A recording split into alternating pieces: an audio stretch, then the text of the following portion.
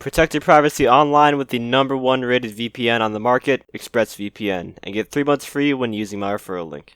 Hey everyone, and welcome back to another GTA Online Cayo Perico Heist video. Today we got the official trailer for the DLC, and in this video we're going to break everything down, so let's get right into it because there's a lot to cover. So this initial scene shows our GTA Online character at the airport, probably heading to the island for the first time. The Nimbus you see is basically identical to the one in the original announcement trailer.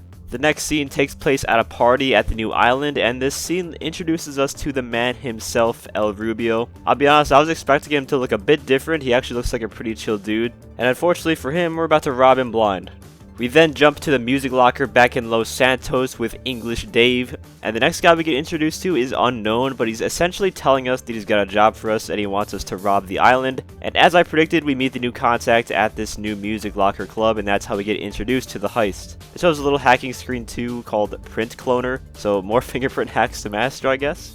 Oh, now we're getting into the good stuff, boys. This is some new body armor. Well, actually, the body armor looks to be the same one that we've had since Doomsday Heist, I think. But the mag pouches attached to it are new. I'm not sure if that's a new weapon that he's holding. I really just cannot tell from this angle. It kind of looks new, though. In the background, we see what looks to be a new helicopter with someone rappelling down from it. And we'll see that vehicle later on, and we'll talk more about that as we see it, too. Grappling hooks look to be coming. I'm assuming this is a cutscene though, so it's probably going to be just a setup mission to get this equipment. I don't think we're actually going to be able to use this in free mode.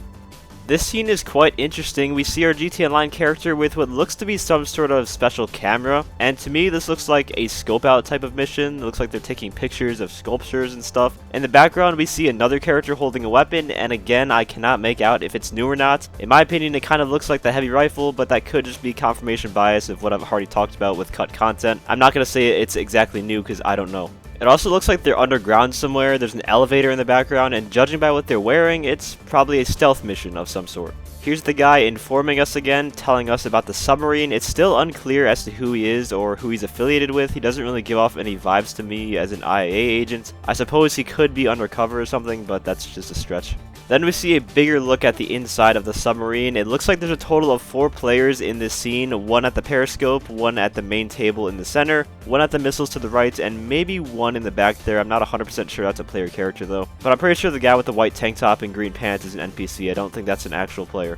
TV-guided missiles are coming to the game. Now, there's been lots of talk and speculation in my own community about a TV-guided missile making its way into the game, and I just hope that it can run without any flaws, really, because I know with the drone, it's the same kind of technology going here where it's a remote control and you're controlling it around the map while you stay at one spot, and that can cause a lot of texture loss. I'm hoping that's not the case here. Also, the model that you see of the missile, that's actually the same model that the Charnabog rockets use, so that's just a little fun fact. This right here looks like the screen we'll use to set up the heist. You can't make out what it says on the left, but I'm assuming those are setup missions. More interesting though is what we can read on the right hand side, the Madrazo files and secondary targets. And again, this goes back to exactly what I thought was going to happen. Looks like there's going to be the main objective, which are the Madrazo files, which also probably means Martin Madrazo is involved somewhat in this. And then the secondary targets are the cash, art, and gold that we can grab optionally. And adding those together, the payout might be around $4 million, but potentially more if there's an elite challenge and difficulty multipliers involved.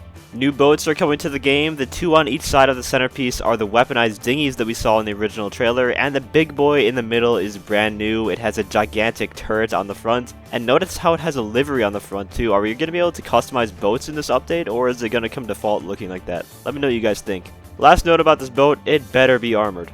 This part looks like it's taking place during the finale, and it appears that our characters have learned a new valuable skill called using both of our hands to grab things. Gone are the days of grabbing 1 bar at a time. Nah, we're grabbing handfuls now, boys. Here's English Dave again, and a cool cinematic shot of the new helicopter, which people are saying is based off of the Black Hawk. Hopefully it's got some decent armor and maybe some stealth capabilities because it doesn't look like it has any weapons on it. But we finish off the trailer with some cinematic club scenes, nothing too much to say there. But ladies and gentlemen, it does not end there because we have some artwork to talk about. Behold the Cayo Perico Heist official artwork. Now there's a lot to take away from this. Number 1, the 3 vehicles located at the bottom. The one on the left is the Willys Jeep that we saw in the original trailer. The middle ones look like the Night Shark gave birth to some ATVs. And the one on the right, I have no clue what it is, but I know it's new.